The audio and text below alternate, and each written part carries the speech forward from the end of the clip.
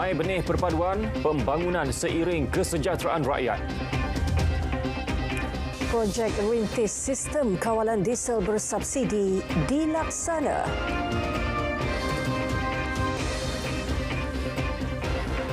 Assalamualaikum dan salam Malaysia Madani. Ke bawah Duli Yang Maha Mulia Seri Paduka Baginda Yang di-Pertuan Agong Sultan Ibrahim hari ini berkenan menerima menghadap Perdana Menteri Datuk Seri Anwar Ibrahim di Istana Negara.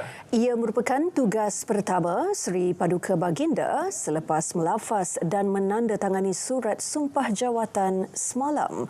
Dalam catatan di Facebook Sultan Ibrahim Sultan Iskandar, Seri Paduka Baginda terima menghadap Perdana Menteri hari ini. Sultan Ibrahim menggantikan Al-Sultan Abdullah Riyatuddin Al-Mustafa Billah Shah yang tamat pemerintahan sebagai Yang di-Pertuan Agong ke-16 Selasa lalu selepas memegang tampuk pemerintahan negara sejak 31 Januari 2019. Yang di-Pertuan Agong Sultan Ibrahim dan Raja Permaisuri Agong Raja Zarith Sofiah menzahirkan ucapan selamat menyambut Hari Wilayah Persekutuan. Ucapan dizahirkan Seri Paduka Baginda berdua melalui poster yang dimuat naik dalam Facebook Sultan Ibrahim Sultan Iskandar. Hari Wilayah Persekutuan disambut pada 1 Februari setiap tahun bagi memperingati pengisytiharan Kuala Lumpur, Putrajaya dan Labuan sebagai wilayah persekutuan. Kuala Lumpur diisytihar sebagai wilayah persekutuan pada 1974, manakala Labuan pada 1984 dan Putrajaya pada 2001. Semai benih budaya perpaduan dan buang mesej berbaur kebencian. Perdana Menteri Datuk Seri Anwar Ibrahim zahir ucapan sempena Hari Wilayah Persekutuan. Datuk Seri Anwar menerusi Facebooknya menzahirkan ucapan itu buat seluruh warga wilayah Persekutuan Kuala Lumpur, Putrajaya dan Labuan. Pada masa sama, beliau mahu sikap berkasih sayang dan rahmah antara satu sama lain terus dipupuk.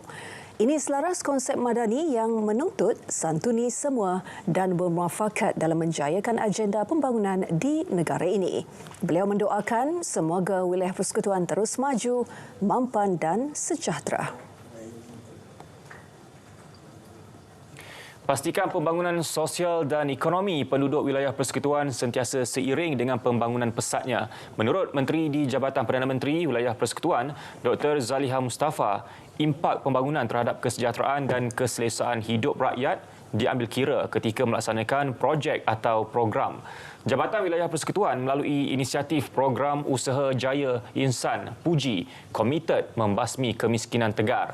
Ia termasuk memperkasa warganya melalui program-program penjanaan pendapatan, pembangunan usahawan, perlindungan sosial, pendidikan dan lain-lain. Memang banyak program-program itu, tetapi pertamanya yang kita nak lakukan ialah memastikan bahawa rakyat yang dalam kategori miskin tegar ataupun dalam kategori miskin bandar kita tangani, dan di antara program yang kita laksanakan hari ini seperti yang anda tengok adalah program yang kita namakan Puji. Ini adalah sebenarnya untuk membantu rakyat yang berpendapatan rendah untuk memastikan kelestarian ekonomi mereka. Beliau bercakap kepada media pada majlis perasmian Hari Wilayah Persekutuan dan Hari Terbuka Putrajaya 2024 di Putrajaya.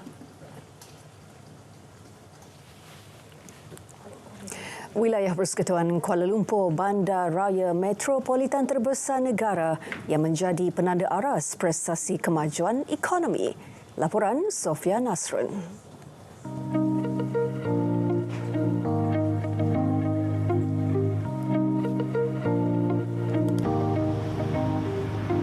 Selepas diisytihar sebagai wilayah persekutuan pada 1 Februari 1974, Kuala Lumpur tidak hanya membangun sebagai pusat tumpuan ekonomi, tetapi kini dapat kita lihat pelbagai kemajuan infrastruktur dan pengangkutan di ibu kota ini. Perkembangan positif ini secara tidak langsung memacu negara menjadi salah satu kuasa ekonomi disegani di rantau ini. Berdasarkan data Jabatan Perangkaan, pertumbuhan ekonomi Kuala Lumpur mengatasi peringkat nasional pada 2022. Selain merekodkan nilai KDNK per kapita melebihi paras nasional sebanyak RM127,199. Prestasi cemerlang dan sumbangan Kuala Lumpur terhadap ekonomi negara turut diakui Menteri di Jabatan Perdana Menteri Wilayah Persekutuan Dr. Zaliha Mustafa. Kuala Lumpur dia memberikan recorded bahawa dia memberikan KDNK yang tertinggi untuk negara kita. Begitu juga Labuan adalah yang kedua tertinggi. Jadi pastinya ini akan seterusnya kita lihat bahawa dan memastikan bahawa wilayah persekutuan ini terus memberikan sumbangan ekonomi yang tinggi kepada negara kita. Dan insya-Allah dalam usaha ini memang kita ada perancangan-perancangan yang telah kita sasarkan untuk khususnya pada tahun 2024 ini dan seterusnya, dan ini pastinya akan meningkatkan juga ekonomi bukan saja wilayah persekutuan. Saya yakin ini juga dapat dirasai oleh negeri sekitarnya. Usaha terus diperkasa untuk memastikan impak pertumbuhan ekonomi negara termasuk di Kuala Lumpur dinikmati segenap lapisan masyarakat. Memang Kuala Lumpur terkenal dengan peluang pekerjaan yang banyak sangat sebab adanya bangunan-bangunan besar pejabat kerajaan ke ataupun contohnya sektor awam, sektor perbankan, macam-macam lah. Teknologi apa semua pun kita agak tak terkebelakang sangat. Maksudnya kita masih lagi apa yang negara luar ada, kita ada insya-Allah. Kan macam kata MRT tu ada kan, pengangkutan awam yang moden pun kita ada. So saya tak rasa yang kita ni terlalu tertinggal dengan negara-negara membangun lain. Walau dengan negara jiran pun tak jauh sangat beza kan. So alhamdulillah lah, memang bersyukurlah memang ada ni kat Kuala Lumpur ni. Masa depan KL boleh lagi dengan bilik-bilik baru macam TRX, kita ada pasu bangunan Menara Merdeka. Semua tu saya rasa Malaysia akan makin maju dan juga pelancong akan datang untuk visit KL lah. Fokus kementerian ketika ini menjadikan Kuala Lumpur bandar moden yang mesra penghuni dengan mengutamakan kesejahteraan dan keselesaan hidup rakyat. Selaras agenda Malaysia Madani, pembangunan wilayah persekutuan yang menitik beratkan nilai-nilai manusiawi dalam penggubalan dasar. Wilayah Madani, rakyat harmoni. Sofia Nasrun, RTM.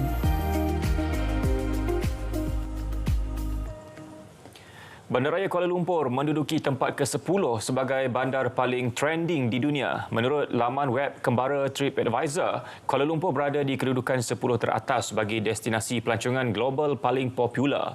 Tokyo, Jepun menduduki tempat pertama, diikuti Seoul, Korea Selatan kedua. Teluk Halong, Vietnam ketiga, Kepulauan Palawan, Filipina keempat, Sabah, Vietnam kelima, Pattaya, Thailand ketujuh dan Phnom Penh, Kemboja kesembilan. Bandar Bogota, Colombia di Amerika Selatan dan Alajuela, Costa Rica di Amerika Tengah satu-satunya wilayah lain yang menduduki tempat 10 teratas, masing-masing di kedudukan ke-6 dan ke-8. TripAdvisor maklumkan minat terhadap bandar-bandar utama di Asia dijangka terus meningkat tahun ini. Kuala Lumpur juga memperoleh tempat ke-6 dalam senarai bandar paling ramai dikunjungi dengan 13.79 juta pelawat antarabangsa setakat 2018. TripAdvisor mengumumkan anugerah destinasi terbaik pilihan pelancongnya yang menyenaraikan destinasi paling trending di dunia untuk 2024 bulan lalu. Dan di wilayah Persekutuan Labuan, 6 teras pencapaian digariskan Perbadanan Labuan. Laporan wartawan Rohaniah Ramli.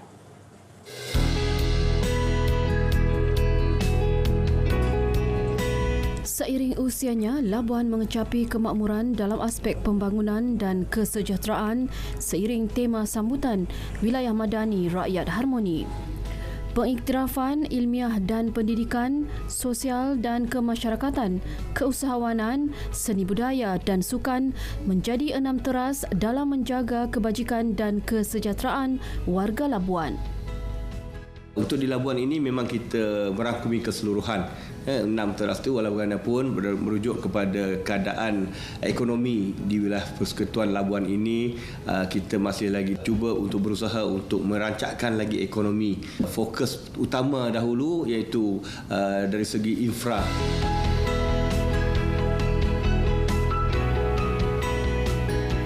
Dalam memacu pertumbuhan Pulau Bebas Cukai ini, masalah bekalan air yang sudah berlarutan sejak sekian lama sedang giat ditangani Kerajaan Perpaduan menerusi peruntukan 300 juta ringgit. Ini termasuk penggantian paip usang sepanjang 1.5 km di Pulau Ino. Turut dicadang projek Janakuasa Baharu Petronas untuk menangani gangguan bekalan elektrik berterusan di Labuan. Dalam aspek pembangunan pelancongan pula, satu task force diwujudkan. Tujuannya memperkasa produk pelancongan dalam usaha menjadikan Labuan hub ekonomi, pelancongan dan pendidikan. Isu yang utama perlu diselesaikan dahulu adalah dari segi kemudasampaian dan juga rangkaian perhubungan. Jadi itulah keutamaan kepada Barang Labuan sebelum kita menjurus kepada yang lain-lain. Tapi bagaimanapun dari segi produk-produk pelancongan itu perlu juga diperkasakan, ditambah baik. Di bawah rancangan struktur pembangunan Labuan, konsep bandar pintar, selamat dan mampan giat dilaksana untuk kemudahan semua menjelang 2040. Hayati dan kita bersatu padu dalam kita membangunkan wilayah kita, khususnya wilayah Sultan Labuan, bersama-sama dengan agensi-agensi kerajaan. Kita tanam di hati kita bahawa ini adalah sumbangan kita untuk generasi yang akan datang, untuk anak-anak kita di Labuan ini. Jadi kita sama-samalah menjaga Labuan ini selamat, bersih dan indah. 4 dekad usia wilayah Persekutuan Labuan sambut dengan sederhana namun bermakna. Semoga Labuan akan menjadi wilayah yang madani dan juga rakyat yang harmoni. Laporan Dohaniah Ramli, RTM. Projek Rintis Sistem Kawalan Diesel Bersubsidi SKDS 2.0 bagi sektor pengangkutan darat barangan dilaksana dalam tempoh 2 bulan bermula hari ini. Ia bagi menyediakan mekanisme penyasaran semula subsidi diesel yang dijangka dilaksana dalam suku kedua tahun ini. Menteri Perdagangan Dalam Negeri dan Kos Sara Hidup, Dato' Armizan Muhammad Ali berkata, projek Rintis tersebut melibatkan 6 syarikat perintis. Ia menguji keberkesanan sistem My Subsidi Diesel dan sistem Fleet Card syarikat-syarikat minyak sebelum dilaksanakan kepada keseluruhan industri.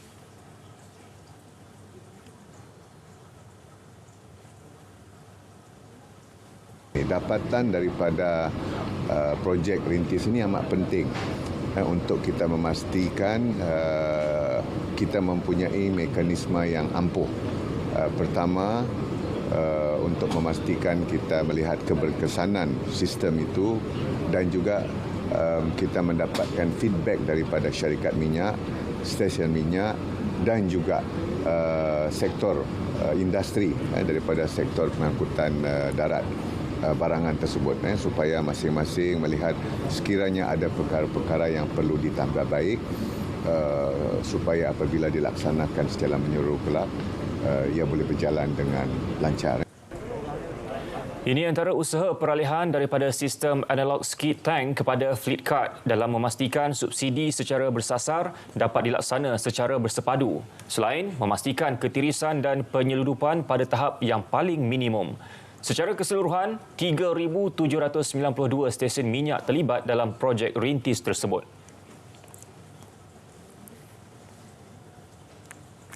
Kemasukan pelancong dari China dan India melonjak 35 hingga 65% pada bulan Disember 2023.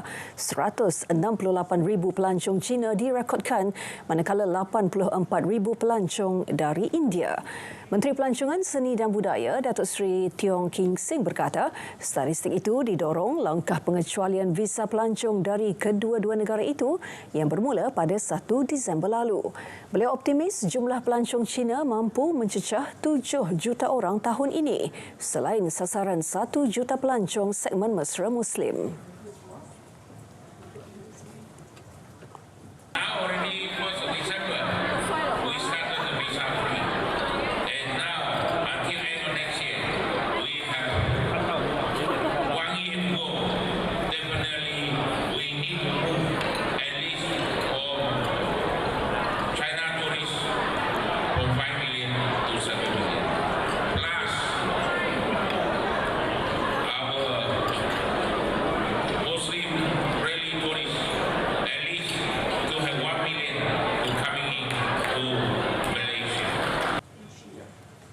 Beliau berucap pada Majlis Makan Malam Tahun Baharu Cina, Anjuran Persatuan Penggalakan Pelancongan Inbound China Malaysia MICA di Ibu Negara.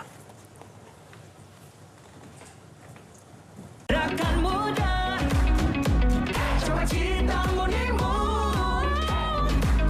Rakan muda, bersemangat wajah terus berusaha. Keazaman terus membara. Yakin boleh, rakan muda. Rakan muda. Bertemu kembali. Presiden Emirat Arab Bersatu UAE, Sheikh Mohammed bin Zayed Al Nahyan menzahirkan ucapan tahniah kepada Sultan Ibrahim sebagai Yang di-Pertuan Agong ke-17. Naib Presiden dan Perdana Menteri UAE yang juga pemerintah Dubai, Sheikh Mohammed bin Rashid Al Maktoum serta Timbalan Perdana Menteri dan Menteri Mahkamah Presiden, Sheikh Mansur bin Zayed Al Nahyan turut menzahirkan ucapan tahniah. Perwakilan asing juga menzahirkan ucapan tahniah kepada Sultan Ibrahim sebagai Yang di-Pertuan Agong ke-17. Bakal mencadangkan beberapa bidang kerjasama ASEAN dan Kesatuan Eropah EU serta membangkitkan isu-isu berhubung perkembangan di Asia Barat. Menteri Luar Negeri Datuk Seri Mohamad Hassan akan menghadiri mesyuarat Menteri-Menteri Luar Negeri ASEAN Kesatuan Eropah AEMM ke-24 serta Forum Menteri Indo-Pasifik Kesatuan Eropah EU IPMF ke-3.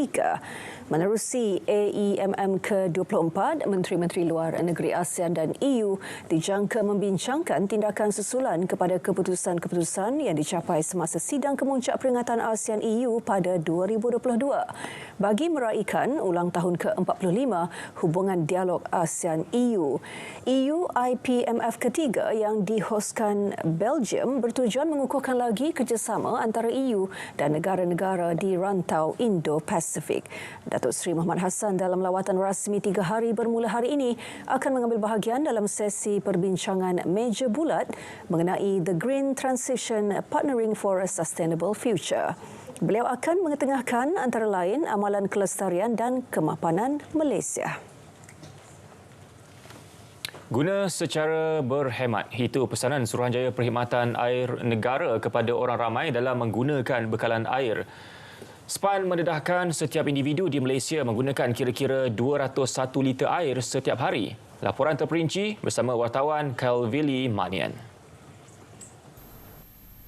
Penggunaan 201 liter air sehari. Ia melebihi 20% daripada SURE, Pertubuhan Bangsa Bersatu PBB. Tatkala 4 daripada 10 orang di seluruh dunia mengalami masalah kekurangan air. Orang ramai seharusnya berjimat cermat dalam menggunakan sumber alam itu. Kita mencadangkan kepada pengguna untuk menggunakan air secara berhemat, di antaranya menggunakan di antara 0 hingga 20 meter padu, di mana antara 0 hingga 20 meter padu tersebut ataupun tarif yang dikenakan tu agak minimum. Pelbagai inisiatif diambil pihak berwajib bagi memastikan bekalan air kepada orang ramai tidak terputus. Antaranya usul penggunaan produk cekap air di bawah skim pelabelan produk cekap air oleh SPAN. Itu SPAN juga mencadangkan untuk pengguna menggunakan produk cekap air yang mana berdasarkan eksperimen dilakukan oleh pihak SPAN sendiri dan juga verifikasi dilakukan oleh pihak profesional menunjukkan bahawa terdapat jumlah air dapat dijimatkan sehingga 50% penjimatan melalui penggunaan produk cekap air. Sebagai pengguna yang bijak, langkah penjimatan boleh membantu menangani kesan pelarasan tarif air.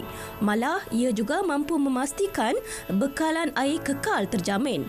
Orang ramai turut disaran berjimat bagi aktiviti seperti mencuci kereta dan menyiram pokok bunga. Aktiviti-aktiviti begini akan dapat menjimatkan penggunaan air, termasuklah dengan penggunaan air hujan sebagai air alternatif untuk sebarang tujuan, bukan untuk minum atau makan. Pelarasan tarif air dengan peningkatan 22 sen bagi semeter padu air dilihat masih rendah. Malah, ia tidak dapat menampung kos sebenar penyediaan perkhidmatan bekalan air sebanyak RM1.75 bagi setiap meter padu berdasarkan rekod sebenar 2022.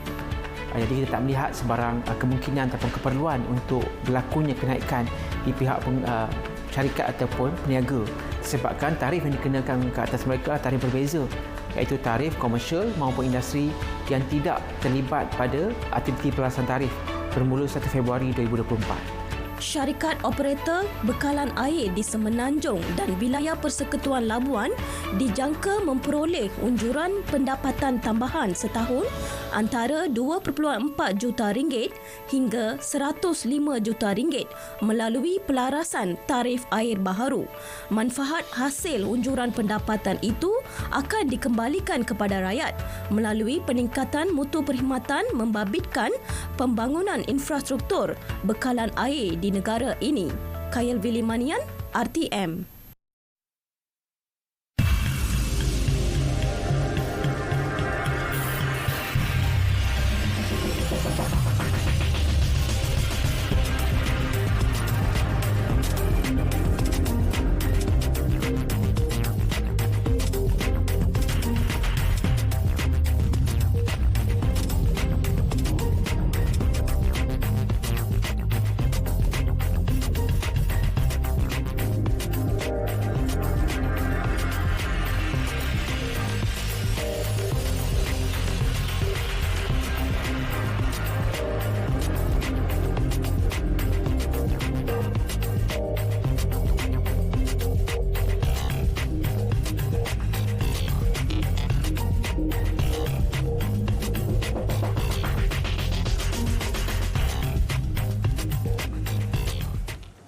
Baik, berita perdana diteruskan dengan Stadium RTM. Malam ini kita bersama